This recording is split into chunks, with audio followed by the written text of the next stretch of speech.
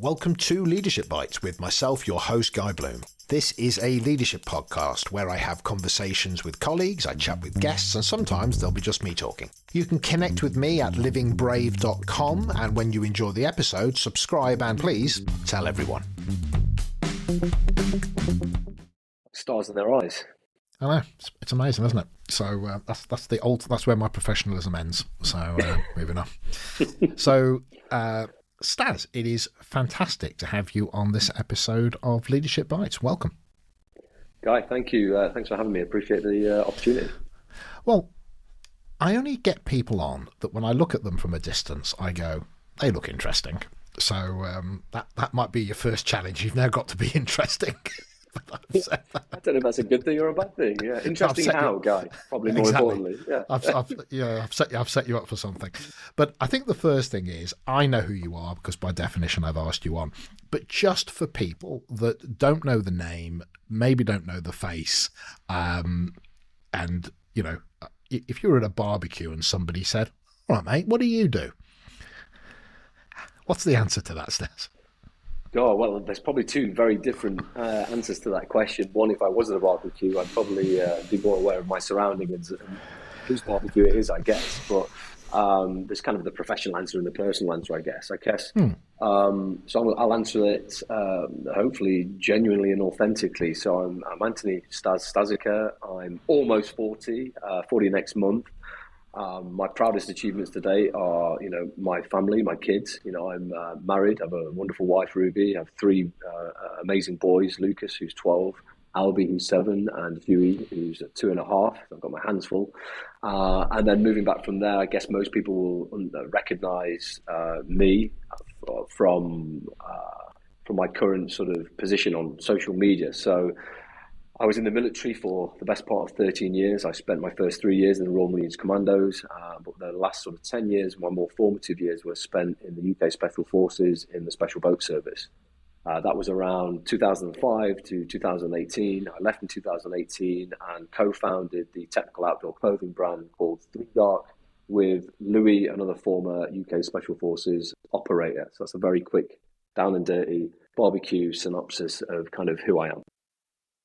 Which would be great, because if I did hear that at a barbecue, I think, bugger, I can't compete with that. But not that it's a competition. But I did meet somebody once in a pub and I was talking to him.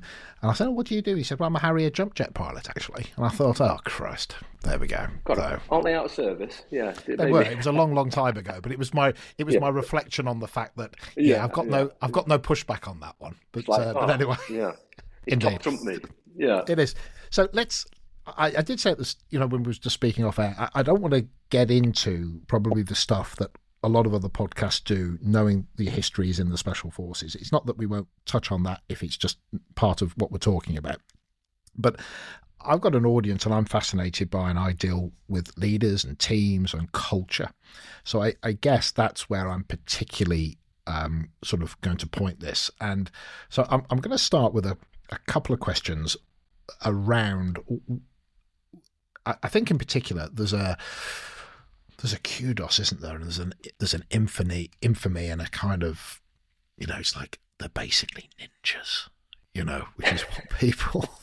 If you ask my wife whether or not I'm a ninja, she's forever watching me stub my toe and spill things, right, and slam doors, and she's like, "I can't believe you used to be in Special Forces." So exactly. I don't believe everything you read and hear and see. So yeah. No. So let me start with, and maybe an ambiguous question, but I'll tighten it up if it needs it. But what's the special in Special Forces? What makes you special? Yeah, it's a great question. We can sort of dive into sort of separate areas here, but sort of back to your sort of original kind of question and point there around Special Forces. Everybody is intrigued in Special Forces and kind of what makes it special, and the people within the organization, in my opinion, are what make the Special Forces special. I think arguably it's probably the most difficult, arduous, most challenging job interview in the world, and I think it's designed in such a way to ultimately weed out the people that aren't special, and I don't really like the term special. I don't I wouldn't sort of label myself as a special person, in so much, but I guess the clue is in the title in so much as special forces. But what do we do? What are we asked to do? We're asked to do very specialist roles within a military organization. We are, I guess, performance sort of innovators. We kind of move in small teams. We're asked to do very, very different jobs to conventional military organizations. We're force multipliers. We have many strings to our bow. We are highly trained, and we do very difficult, sensitive government strategic level of importance jobs and operations. But for me, what makes us special is everything that we go through in terms of the selection process. So that job interview initially, and bear in mind the people that are applying for the job, already have a very good base level of soldiering ability from prestigious units already. So I think, don't quote me, but when I was going through selection at the time, the Marines made up approximately 60% of the whole of UK Special Forces. So that's SAS, SPS, and the reconnaissance regiments. And, the rest are paras. And then you have some sort of small substructures there of the other army units as well. And so what I guess I'm trying to say is that you already have special people coming from these units, and snipers and mountain leaders and people that have a lot of experience to give and to provide on that course. But ultimately selection is designed in such a way because they're after a certain person, and those attributes are sort of set, and they look for, there's a specific baseline in terms of fitness and things that you have to do. It's pass or fail criteria. You must move from point A to point B across arduous mountain terrain, carrying a set weight over a set time period, and if you're not physically fit or robust enough to make that, then you're off, so you could argue that, well, that makes you special in terms of your fitness and your physical and mental robustness. Well, yes, to a point, but then as it then goes on to the next layer, and selections like that, and the Marines to some point as well, which kind of set me up for success and was my kind of foundation in the military that then sort of set me up for that success with Special Forces. If we break each sort of element down and what they're trying to do to people, they're just layering on complex tasks, sleep deprivation, physical exertion, lack of sleep, lack of food and water and all this kind of stuff. But they're looking for who you really are when you're at your lowest ebb, and they break that down by sort of removing or adding pressures in certain areas. So, the hills or that sort of first phase on selection is all physical, and it's, can you navigate, effectively on your own? Are you fit enough to make the point A to point B, carrying the loads? Then you go to the jungle and it's different. You still have the heavy packs on you, but now it's more tactical. Are you proficient with the weapon systems, the radio? Can you operate in a small 4-man team? We're under the pressure and the watchful eye of the directing staff. All these kind of things are, and all the tactics and procedures that you're being taught, can you now assimilate that and show them that you understand to a very high degree what you're being asked to do? But also, importantly, underneath this, and a thread that's running through this throughout the whole course is, well, actually, what type of person are you? What are your personal characteristics like when you are, for me, it was the most physically and mentally demanding thing I've ever done in my life, and there are moments on there where you just, some days you feel like you can't put one foot in front of the other, or you certainly can't look past your nose or think bigger than, making a cup of tea. That's the biggest, most complex task you can currently do at that time, So for me, there's all these different layers and all these different things that are happening, and the jungle really does kind of, adversity introduces a man to himself, doesn't it? It was Einstein says, but the jungle introduces most men to themselves, because it's probably one of the most difficult soldiering environments that you can soldier in and be assessed in. And bear in mind, layered on top of this as well, you have your own kind of the pressure that you've placed upon yourself as well, and high expectations that other people may have of you, and that fear of failure and everything else. So you've got sort of self-induced pressure that is at a high level, but also you just have to hit those high standards, those that they are requiring of you. You then go through the whole selection process. You're then on to sort of specialist weapons and tactics, the resistance to interrogation phase, and they're constantly layering more complex tasks and learning new weapons and new complex sort of situations and scenarios, and seeing if you can apply that, physically apply that, and understand as well. And how do you communicate with your team? What type of person are you when the chips are down and you're lowest there, but you're somebody that's just out for yourself, or will you look across and help somebody else out as well? Because that's a big part of of that selection process. After all that's done, and then you eventually somehow manage to make it to the end of that job interview, and you're you're presented with your coveted beret and your cap badge and your stable belt. Back in life, it's like snakes and ladders, guy, isn't it? You're at the top, and then you hit the snake, you back down at the bottom, you join your respective saber squadron, and then you think, oh shit, I thought I was at the top of the apex here. I've just passed selection, I'm on a high, and I've just done the hardest thing in the military, and but actually now this is where the actual work and the job starts, and I think for most people, they like the idea of special forces. They like that kind of the special in special forces. I want to be special, but when it actually comes to doing special things, that's very, very different, and a different world completely. So when you join, the service in your respective unit, when I joined in 2008, it was the height of combat operational tours. It was the busiest that the units have ever been operationally, and it was intense. We were out in Afghanistan and back-to-back tours, and the operations were very, very intense. Complex, operations that were everything that I joined for. Don't get me wrong, and all the things that I'd kind of hoped and wished for. And I'm not a warmonger, and I sort of hopefully that comes across in the right way, but. Yeah, for me, it was, you think you've done the hardest thing, and then you realise, shit, that was just a stepping stone, and almost setting me up for, success then moving into the squadrons. There's so much in what you've just said, so thank you for that. One of the things, just picking up at the start, is the recruitment process then clearly has a real clarity about what it's looking for. Yeah, absolutely. And I don't know the numbers on this, but my understanding is, having now spoken to a few people specifically doing podcasting, is, it's not like 5 or 6 people apply. I don't know what the general numbers are on application, but it's a very small, it's single digit kind of stuff that from those that start to those that get through, if my understanding of that is correct. Yeah, so from my personal experience, for context to that question, there was circa 250 people that were started day one of the selection process, and 6 of us passed for the SBS. And how long afterwards is that? What is that selection time? It's the actual selection process. Let's say it's 6 months. But then you go into continuation training after that as well. So to sort of you then do specific training for I was in the SBS. The clue's in the title, Special Boat Service. So you then do selection. You then join the SBS, and then I did my dive course. My boat handlers course, so that I'm coming to the squadron with skills that are applicable, to the service and to the unit. You do your parachute courses, etc., etc. This is.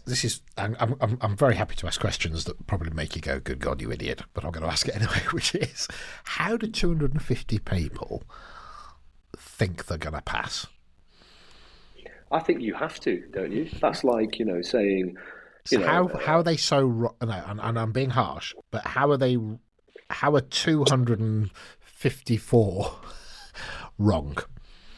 Well, if you look at, I don't think you can enter. You'd never apply for anything if you thought that way, And I think you have to have hope. You have to have a positive mindset. I always have. But for me personally, these courses as well, they're volunteer courses, like I suggested, and Marines making up 60%. The majority of people on selection have done a pre-selection course as well, so they've already shown that they are at a set standard physically to enter that selection process, and mentally they all think that they are at the top of their game in terms of their soldiering, and they've been on operational tours. They feel like they're ready, and it's something they want to aspire towards. So the only way that you can find out is to do it, is to apply and put yourself into that position. So this isn't you applied, you're an idiot, you failed. This is you had to be of a level to even get on the darn thing, but the specifics of it are so specific that actually you could you be of a very high standard but just not quite right?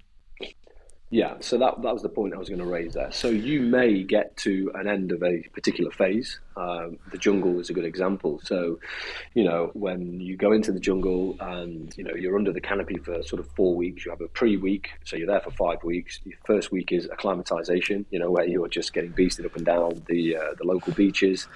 I just remember running for hours and being covered in sand and water and just being generally uncomfortable with the heat and the humidity.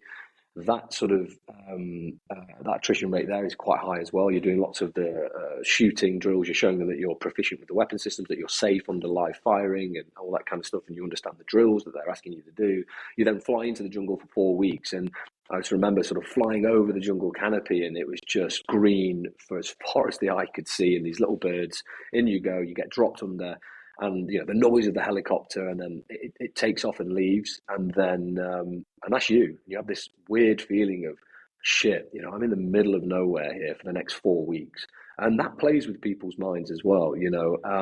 But yeah, to your point there, it's very difficult for people to kind of to manage that. And at the end of that process, you could do everything. Sort of, you could still physically be there at the end, still standing. You're still kind of ultimately you've finished that phase of the course. You've been safe enough on the ranges. You've done everything that they've asked you to do.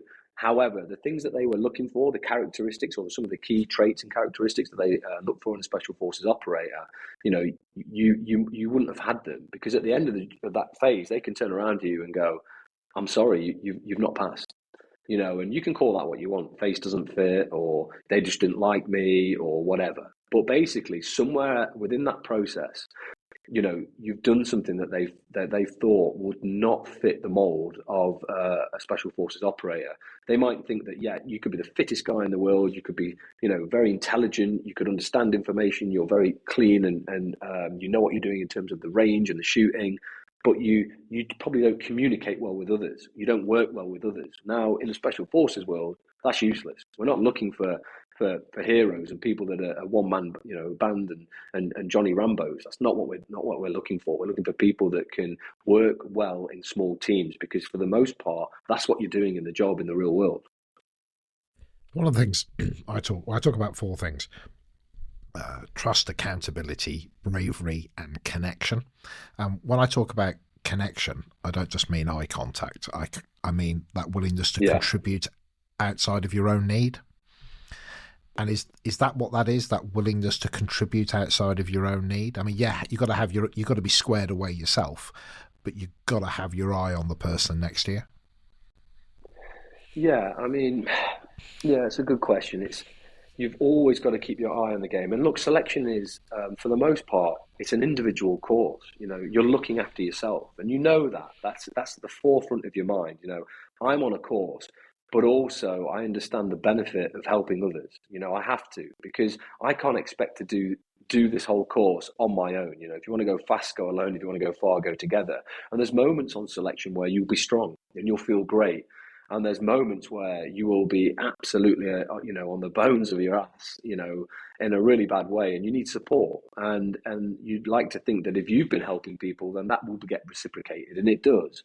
But it's all about how and when you ask for help, and for the most part, people that just look after themselves, there's a military term that's called Jack. It comes from the Navy or the Marines. If you're Jack, you don't want to be labelled as a Jack person. It means that you're selfish. You're all out for yourself, which is strange because, yeah, you're Jack. You're just out for yourself, but which is weird because you are on selection, and it is you're being assessed at an individual level.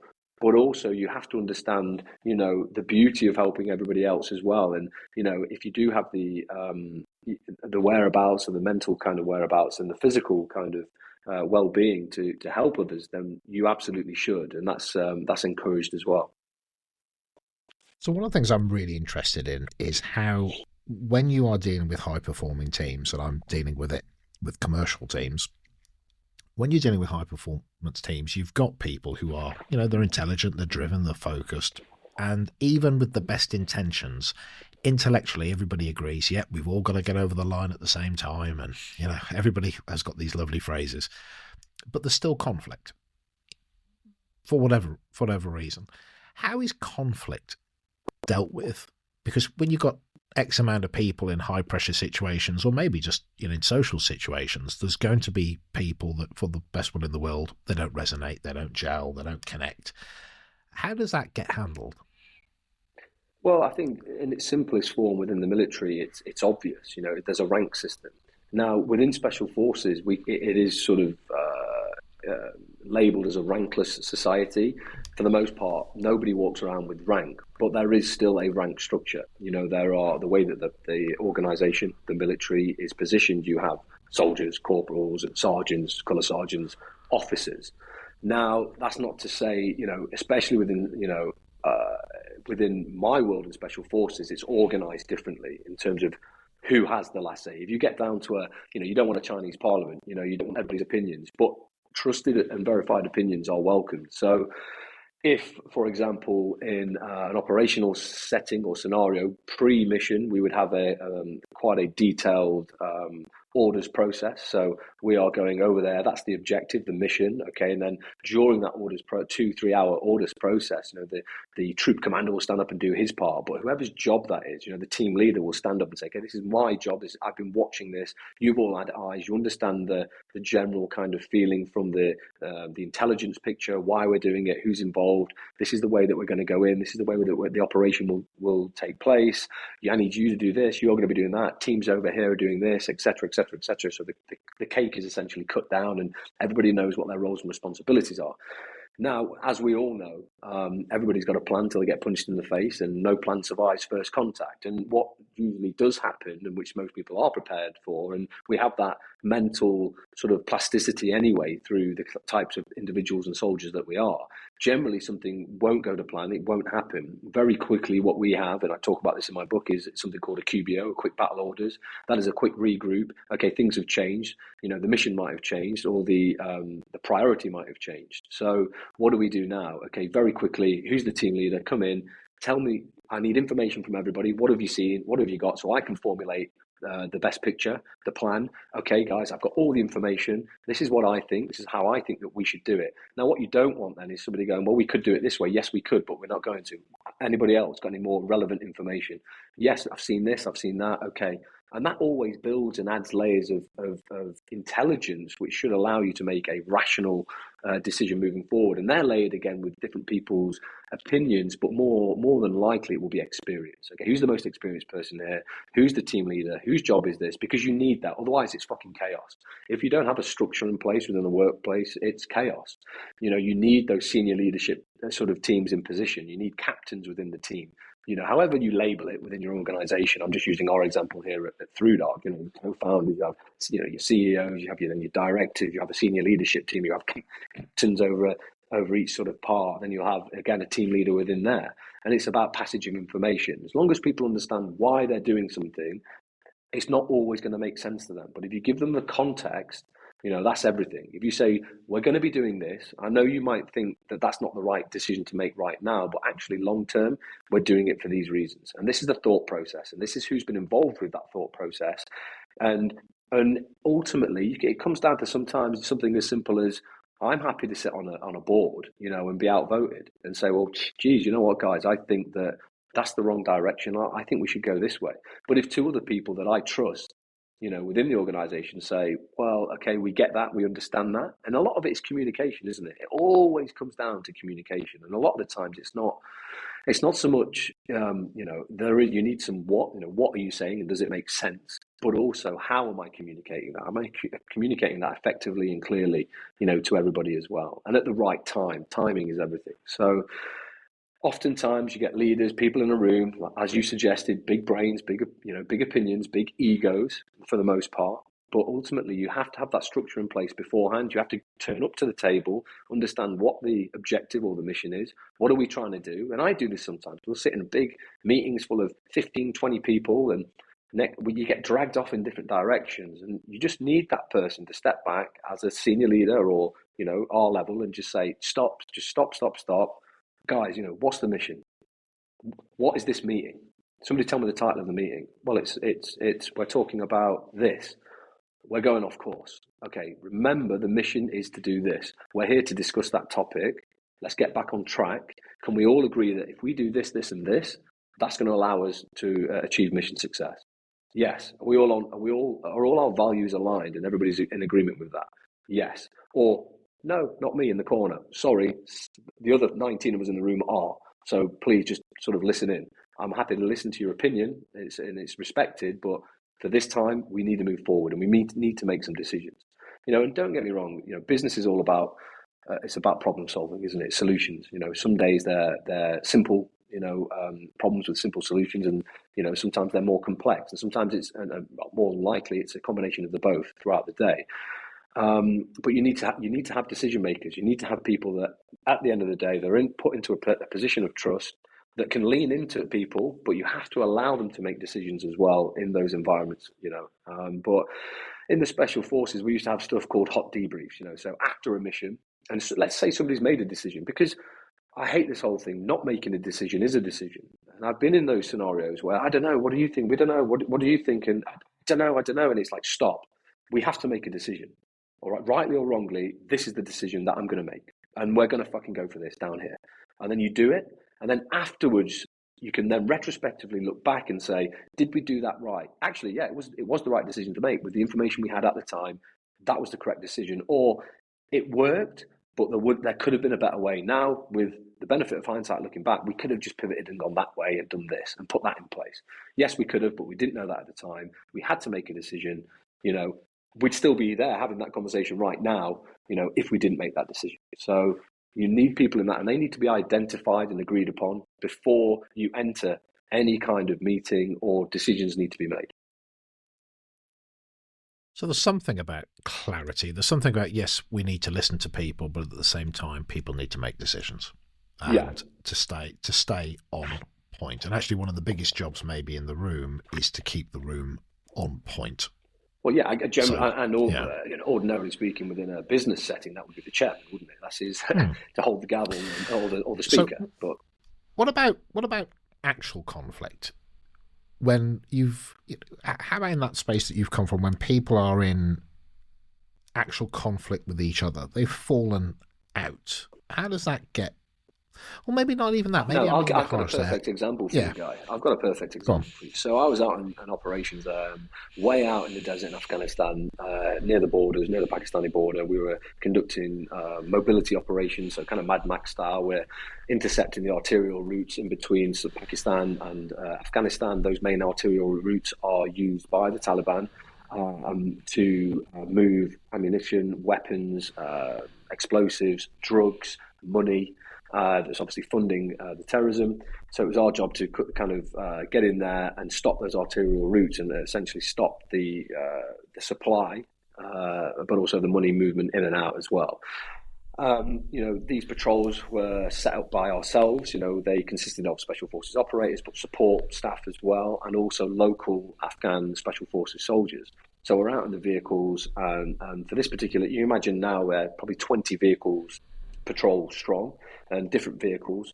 I was the lead vehicle, so I was, probably my fourth tour. I was an acting sergeant. I'd kind of earned my spurs, and I was experienced, and I'd just come off a mobility cadre, so I was the most up to date in terms of the latest tactics and procedures, and operationally, I was up to date.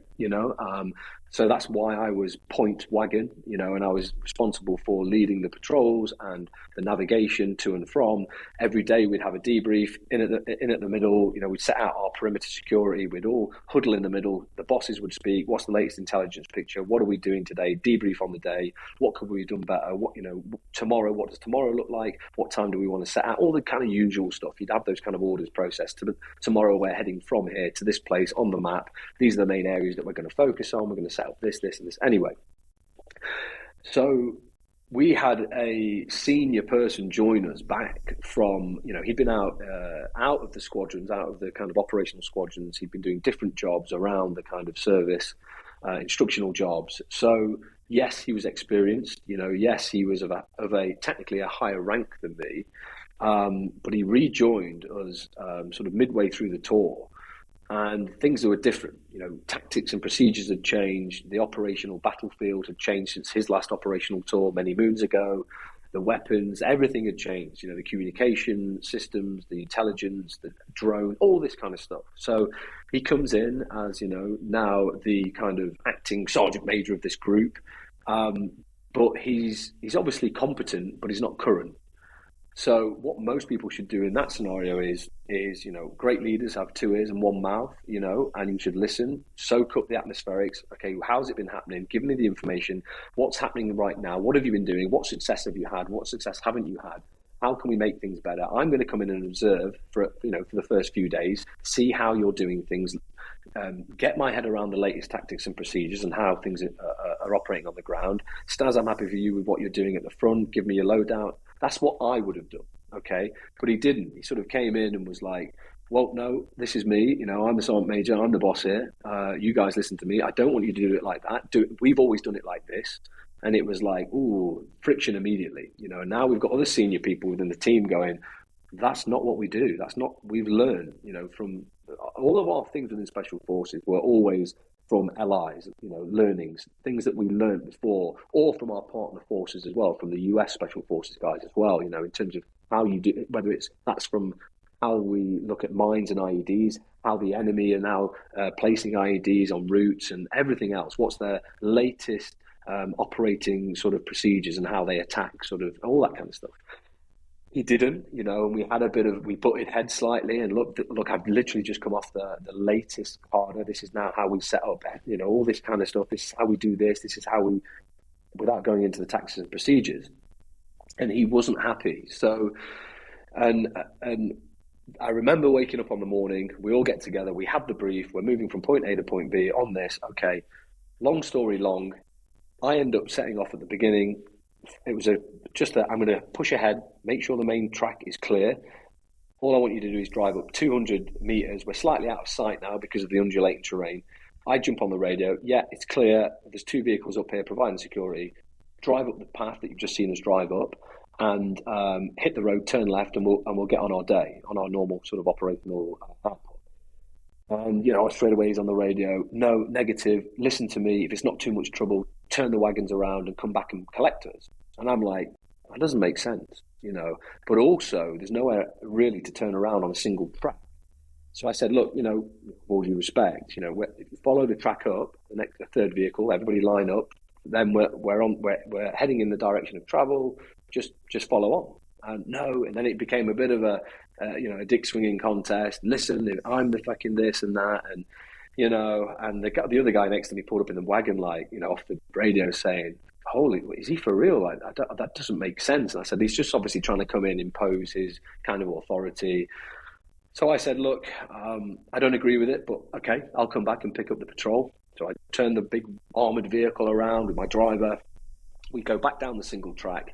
It's early morning now, so it's first light. It's still like twilight. I'm not on night vision at the minute, but I've got my map out, helmet, all that stuff on. I've got a finger torch, and I'm just checking the route that we're traveling for the day, and just doing a map appreciation. And I'm like, look, just go back, drive back. It's a 2-minute drive. Go back, collect them, turn around, and go back to where we were, basically.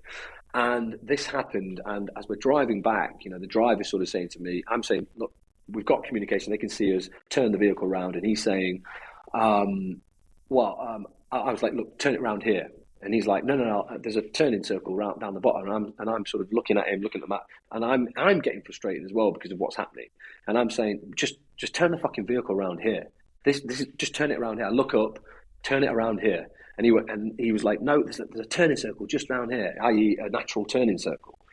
Now, if I didn't have all this stuff going on in my head and reading maps and the stuff that was going on, and I'm on the radio, immediately I should have known, and I do know, that you don't turn around in a fucking turning circle, So I was just like, look, whatever, just turn the vehicle around. He drives a further 30 meters, spins the vehicle around in a turning circle, and boom, we hit a massive 70-pound IED. The vehicle is lifted and shifted. It's obviously a pretty catastrophic explosion. It wipes out the whole of the vehicle, the rear of the vehicle. All equipment flies about 100 feet into the air. The vehicle behind us thinks we're all dead. He thinks that's us flying through the air. Thankfully, the vehicle did its job. It had directional armor on the bottom. but it completely wrote off the back of the vehicle. It knocked out the guy in the back. The other driver thinks we're under attack. He's trying to jump out of the vehicle. I'm grabbing him, saying, "Fucking stay where you are. It's an IED. Do not get out," because they often place other IEDs. So the fallout of this was then us having to remain in situ in position, get out the mine clearance stuff, clear a path back to the thing. That vehicle had to get low-loaded back to an American base. It's halted our operation for 48 hours. The other two guys had to get airlifted back to a medical facility, back to a UK medical facility. And then I jumped in another wagon and continued with the patrol. But the point I'm trying to make there is, when we then went back into a debrief to that, I could see it on his face. He was like, shit. And he apologized and was like, "I'm sorry, that was my fault." And it's just kind of, understanding that, you can't be so headstrong sometimes to say, "No, listen to me, I'm the fucking boss, just do what I say." Now, there's two types of leadership, in my opinion, and sometimes you need that. You need if you are that sort of strong and for sure, and it's backed up by other people and you have a mission that you have to do something. To my point earlier, you're in a room of 20 people and there's one person saying no, then majority rules. You're going in that direction. But when you're coming in at it from a different sort of viewpoint with a different mentality, from an egotistical point of view, that doesn't serve anybody, and that's an extreme example, and that doesn't affect 99.9% of the population. But that was my personal experience from poor leadership in that instance. Well, I think it has many equivalents. In different contexts. I know best trying to assert authority and that kind of thing. How did you handle that moment when, it would be very easy to be quite self-righteous at that point? So when you get back and somebody says, "Yeah, sorry, that was my fault," is it just as simple as, "Okay, well, listen, live and learn," or how did you deal with that? Initially, I probably went through everything. I was angry. I was upset because, look, and I didn't lay blame in terms of us hitting it. Nobody could predict that, and let's be sure, nobody wants that to happen. You wouldn't wish that on your worst enemy, that they drive over an IED and potentially lose arms, limbs, or worse, still die. That wasn't his intention, but the way that the communication was happening and it come to that authority and that, "No, just do as I say and just do this, do that." And that's not our world. That's not the world we're in Special Forces. And that's what hurt me the most, that I was like, I'm in a position, I'm tried and tested, I'm not an idiot, I know what I'm doing, trust that process, trust me, and he didn't. And he came in. That was the thing that upset me the most, not the fact that we hit the IED and the equipment. Thankfully, all the guys were okay. They went on to, it was just concussion and a few, bumps and scrapes and everything else. And nobody lost any arms and legs and nobody died. But so there was a bit of frustration, but I've always been, I don't hold grudges like that, but I was certainly more just upset that it had happened like that, if that makes sense, and especially in our world in Special Forces, because it's the first time it had happened to me, and I'd come across somebody like that in our world. I think there are a lot of people that get to a standard where I'm not here by accident. I do know what I'm doing, and the issue actually isn't anything other than, actually this is about you and that inability for you to give me that space to live with that. So within the Special Forces, go on. But with hindsight, looking back now, I understand why he was doing it. He probably felt that kind of he was put into a position of, okay, this is your team, and you're the leader. You need to lead. But at the same time, he probably put a lot of pressure on himself and going, shit, I need to come in and show people that I am all over this. I know what I'm doing. And then he's gone, right, I just need to assert my authority and make people trust me. But, respect is earned. That's a big thing, isn't it? You have to earn respect, even in our world. Yeah, this does. And I think, but it brings, this is a universal truth where actually some of the things that we have to learn is that the assertion of your authority can come through the fact that you're listening to people, that you are validating the expertise that they've got, etc. So there's many routes to that authority. That this phrase is actually create fellowship, right? Which is if I connect to you and I engage with you and I buy into your narrative and I know what you're about and you're trusting me, then actually I'm going to follow you, as opposed to you having to utilize your authority. Within all that training that you do you get shown this is how you give somebody feedback? This is how you do you get that kind of training as well? Yeah, so within the military, there are certain courses that you do, command courses in particular. So to uh, be given a certain rank within the military, like a corporal or a sergeant, you go on a junior command course, a senior command course, and then there's various different courses thereafter, and it's different for officers to normal trained ranks. But yeah, absolutely, you talk about leadership, you talk about how to give feedback, appraisals, written, verbal, all that kind of stuff. But it all comes back, Guy, to that original point of communication. It's always, always about how you communicate to people, and that's such a big thing in teams, in my kind of high pressure environments, and not being that person that's fucking running around with their head on fire. The old analogy of, the last thing you want when one of the engines is on fire on a plane is the fucking pilot running up and down, the aisle screaming and shouting. You need calm. Yes, things are bad, but here's some solutions. This is what we're going to do about it. You need to be that person that instills confidence through action and experience, but also instill it through positive and correct communication as well. One of the things hearing you speak is you get through this significant recruitment process and you get kind of, you suddenly realize, wow, I'm through. And then you almost have this come down to earth moment by the sounds of it, which is kind of like, I'm through, but oh bugger, I'm at the bottom. Yeah, which is in itself maybe a beautiful thing, because you go, hey, this is the path, right? This is fantastic. Maybe when was there a time when you gave yourself permission? I mean, we've always, even when we're experts, we've still got stuff to learn. yeah, But was there a moment where you gave yourself permission to kind of mentally look around and go, I think I've got this? yeah. Yes, but I will caveat that with another chapter in my book called the white belt mentality, which applies, which should be applying constantly to your daily lives. And we can touch on that after in terms of jiu-jitsu and me learning that again when I left the military and obviously now starting a business with ThruDark. But there were times where if I knew that I was at the tip of the spear for something, i.e., that I am current and I am competent and I'm well versed and it's proven. So, one of those roles within special forces when I was going through towards the end of my career, you start taking up training role positions. So you're training the guys in the squadrons, and I was the chief sniper instructor for the unit. I was also a small arms firearms instructor. I had to be all over everything, and the best way to do that, to become an instructor, is to teach.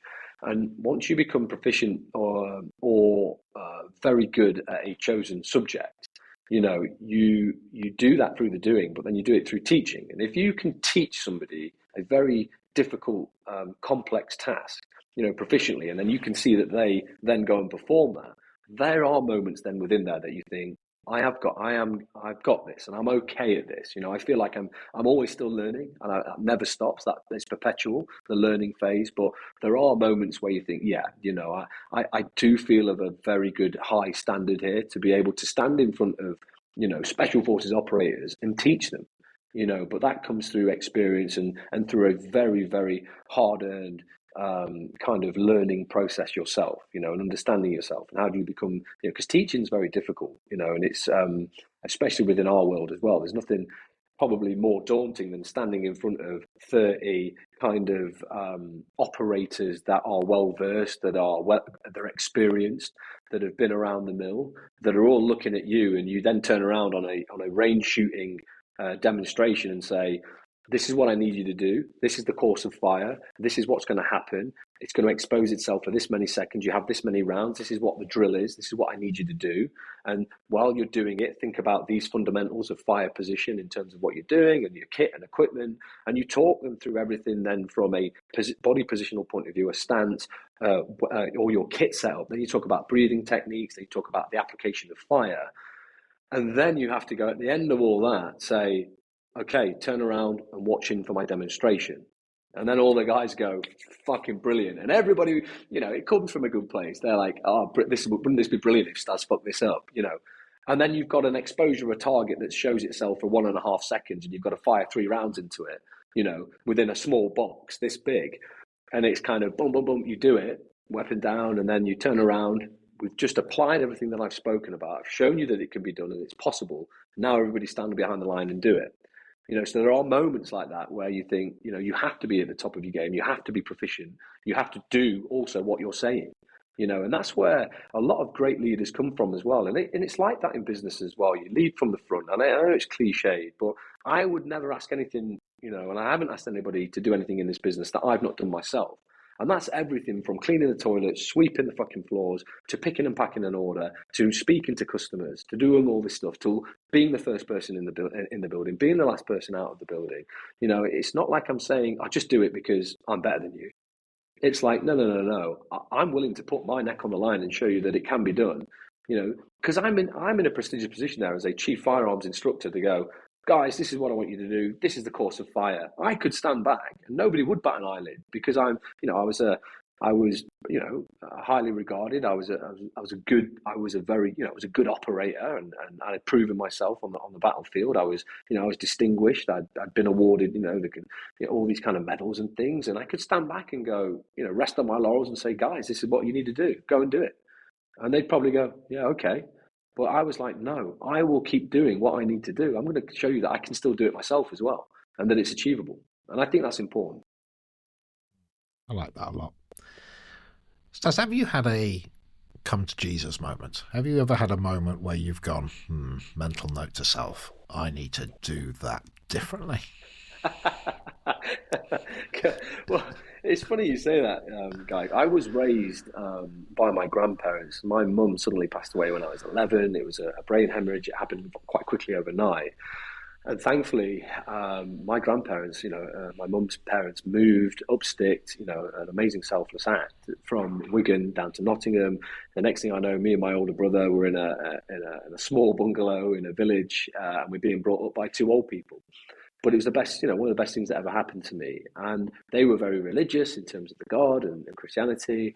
And I started thinking around that time, there's got to be more. And I've always been quite a spiritual person. Looking back now, probably more spiritual in terms of thinking there's something else, but I don't know what it is. And, whether or not that's whose God is right, who knows and who cares. And, it's funny because I've got a cross on my hand, a tattoo cross on my hand. And at the time I was always sort of speaking to that higher person internally and, please, get me through this if I can just, so I was, in that sense, thinking about it and almost praying. And then I sort of, as I become older and things changed for me and I saw things and, I've seen the best in humanity, but probably also the worst in humanity as well. And I've formulated different opinions and ideas now around, religion and everything else. And, but I've had those moments of almost shit, yeah, but I don't know what that is, and it used to be that, oh God, shit, help me, and where you're almost helpless and you've exhausted all the avenues of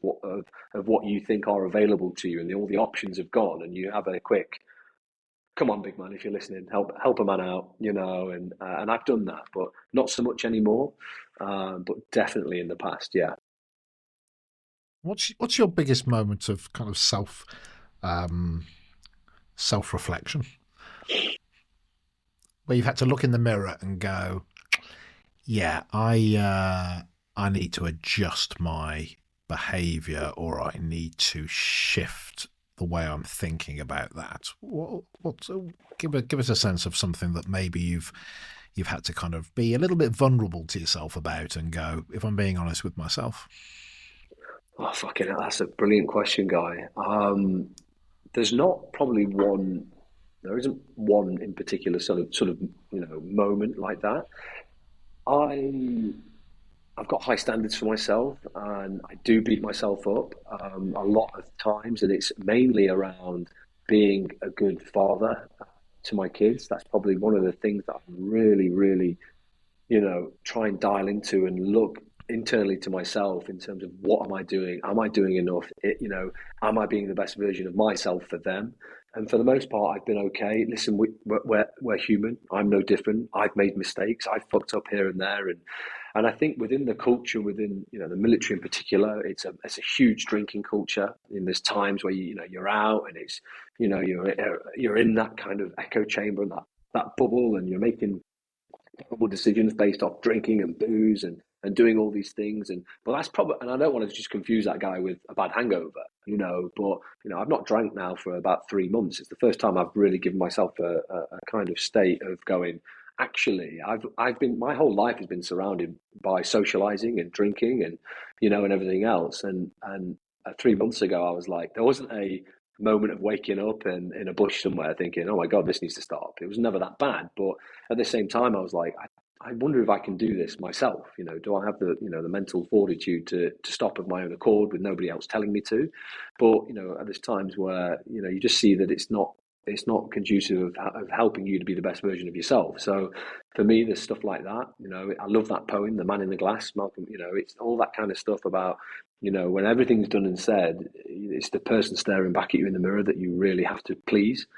And it's an ongoing process, isn't it, to be happy and content with yourself, and it's difficult because you're always trying to be a better version for yourself, to yourself, but for other people, within your close network and your friends and your family. And, I think for me, that's the main problems or issues that I always have.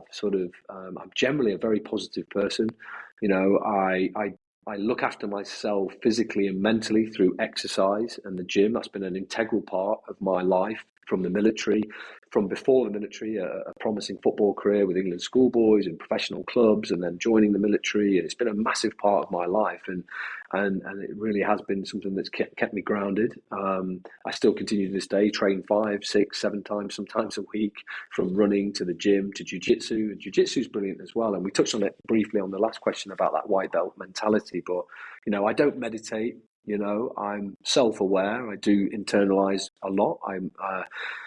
I'm a deep thinker, but not so much that I overthink and overanalyze. I'm very aware of controlling the controllables. And generally speaking, if something is out of my control, I tend to see that for what it is and let it go. And just I'm a kind of well, if it happens, it happens, and I'll deal with that when it comes.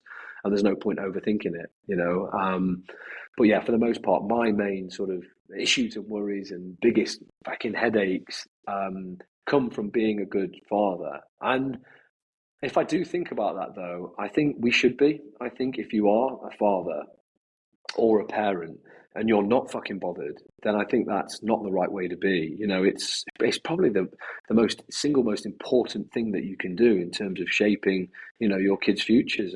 But it's such a constant battle of, oh God, I could have done that better, and shit, I didn't quite get that right. And am I loving enough? Am I giving them enough attention? But also, you don't want to be their mate, but you do. But you can't be their mate all the time. You've got to be the father, and you've got to be the leader. So you have that separation, but also you want that connection. You want to be that. Because I didn't have that. I had my granddad was an amazing individual. He's incredible. He had those old school values which clearly have set me up for success. But with that came a distance of, there wasn't any hugs or kisses or connection, or he didn't tell me he loved me every day. So I overdo that now with my kids. I'm all over them, and I don't think you can give them enough love and affection. And I'm always telling them I love them and giving them kisses and and affection. But then with that then comes the other bit where it slides. You turn. You then become the soft one. And my missus is like, oh my God, like you're so soft with them. And I'm like, well, I just and it's such a fine balance. It's a constant juggling act, but one that I absolutely love, and it's an absolute privilege. Well, you never get it right. Isn't perfect. You can get it right, but you can probably never get it perfect. And I think maybe just what you've said is the answer to the closest you'll ever get to perfect is the fact that you're constantly thinking about it, because you'll constantly calibrate. So what's your family's obviously massive, your kids are obviously huge to you. What's the biggest gift when they reflect back on you in their 30s and 40s and 50s? What's the thing you want them to say? Before I answer that, what I will do is answer your previous question. It was a bit loose and a bit wishy-washy. I didn't really give you a proper answer. But, looking back now, the the biggest thing that it's not a regret because it shaped me up for who I am today and everything else. But the one thing that really does burn and eat away at me still to this day is that my first marriage was a failure. The special forces is the best job in the world, but it's the most selfish job in the world, and it takes a huge toll on relationships and marriages. And I was a big part of that. And look, I was with my previous wife. It was a great person. She's done an extraordinary job in raising Lucas, my eldest boy, and but we were together really young, 17, 18 years old. We were together 13 years, and then we had Lucas and everything else. But we were different people by the end of it, completely different people. And it didn't work. And that was the single hardest fucking decision I've ever had to make in my life. That was the most mentally draining period of my life, was having that decision and thinking, I can't continue like this. I can't continue. I'm not the best version of me. They're not getting the best version of me. And having to make that decision to end, a relationship which I knew would have a very difficult consequence further down the line for our boy, Lucas. And that's been something that I've had to juggle and wrestle with still to this day now, so which then takes me into your question there about what I want my kids to think or say about me in 30 years' time will probably be quite different. Lucas might be different to, Albie and Huey, because I'm with Albie and Huey constantly now. I'm conscious of that. I'm present.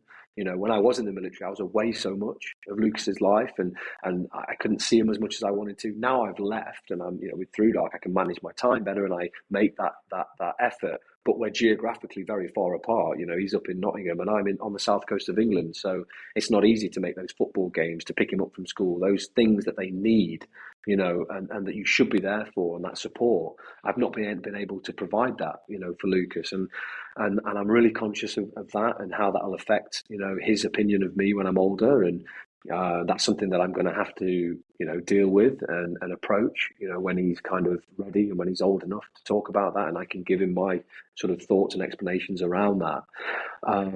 So that's one element, is Lucas will be probably a lot different to Albie and Huey. But I just hope they think that, my dad was there, he loved me, he supported me, he wanted the best for me. But also he was able to inspire me and guide me as well, which is hopefully what I can do. And I want to inspire my kids to be the best versions of themselves. And that can be anything, Guy. I would never impose upon any of my kids to do one single thing. I will not say to them, you must do this, you must go here, you should be in the military, you should go to university, you have to do this. I'm like, listen, it's that old thing of, when the teacher goes around and asks kids what they want to be when they're older, and as cliched as it sounds, I want my kid to say happy. I want them to be fucking happy. And in a world right now where everything is it's just fucking overload. You're overloaded, cognitive, everything is buying for your attention, and social media. It's different to when we were growing up. We didn't have all this distraction and this noise and this pressure. They're living and operating in a different world to I did when I grew up. I just want them to be happy and content.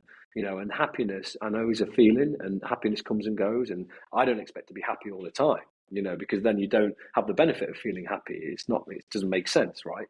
So for me, I want them to do whatever they want to do that they're passionate about and that they feel that they're purposeful.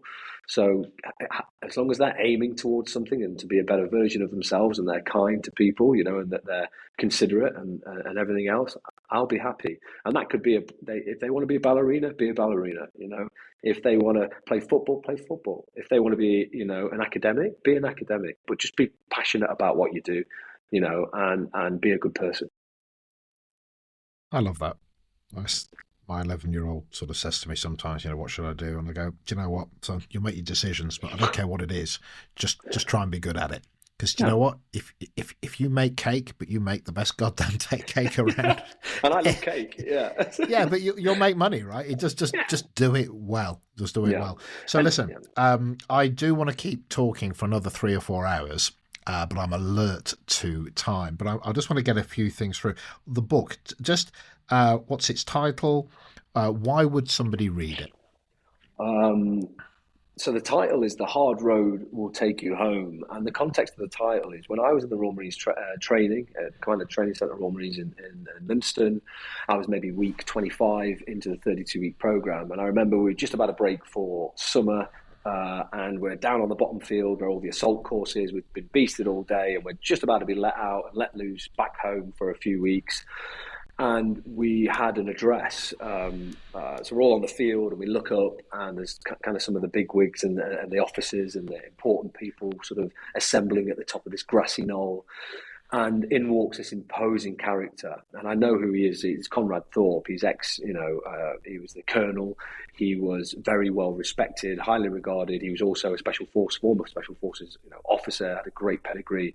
His reputation preceded him. He was a mountain, man mountain, wiry, but he just demanded respect. One of those types of people, and he stood in. Bear in mind, on the bottom field, there's all these troops out. There's probably 200 to 300 people on the bottom field.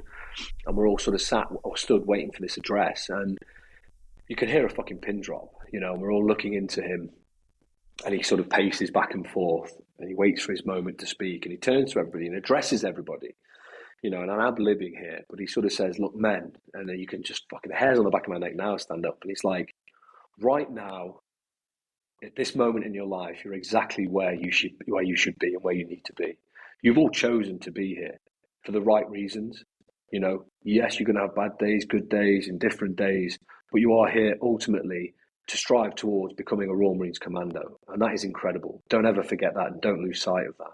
And there's going to be times on this course where you are, you're feeling it, you feel tired, you feel at the end, you feel like giving up. And it's like, just remember that, just remember not to take easy options. Don't fucking cut corners. You have to do everything the right way and be a professional, a consummate professional throughout." And the last bit that he said, he was like, "Just remember, the hard road will take you home." And it resonated so much for me, him saying that. And I've spoken to him since about that, and I actually met him for a coffee on a park bench overlooking the sea down here, and told him that.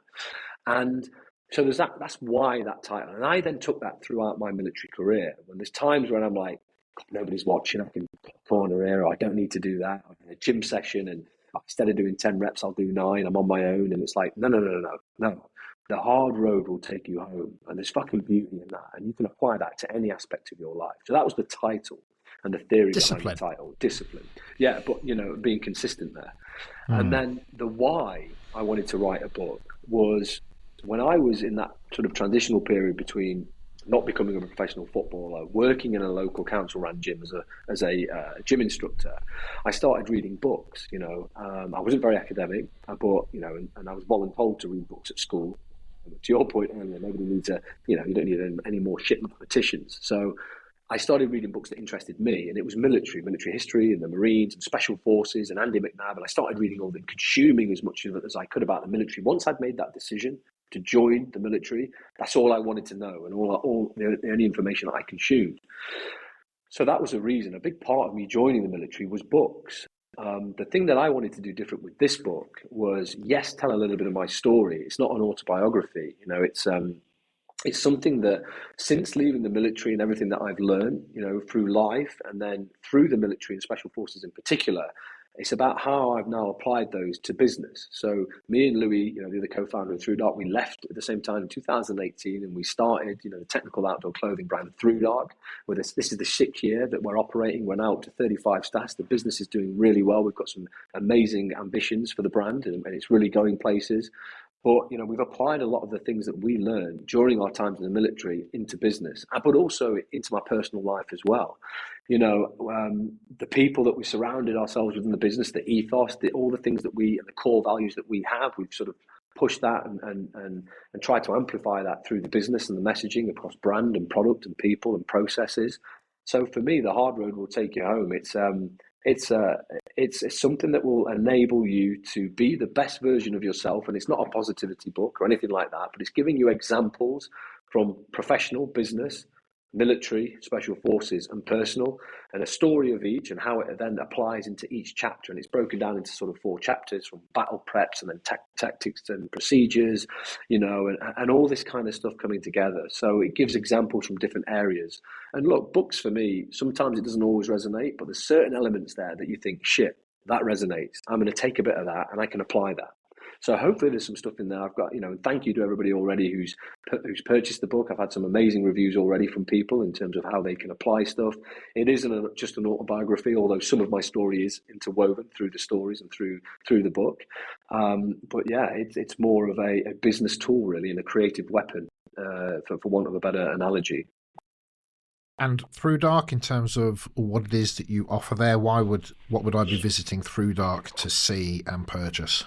So ThruDark, we're a technical outdoor lifestyle apparel business, and that's everything from a bespoke summit suit. So, Guy, if you're climbing Everest tomorrow, we could fit you out with a bespoke like a big down onesie, so you can stand on top of the world, the highest peak, 8,000 meter peak in Nepal. And that's kind of our F1 in terms of all the technology and the fabrics and the manufacturing. And then off that, we've got everything from down jackets, waterproof jackets, soft shells, hard shells, insulated jackets, all the way down to jiu-jitsu clothing, to fitness clothing, apparel.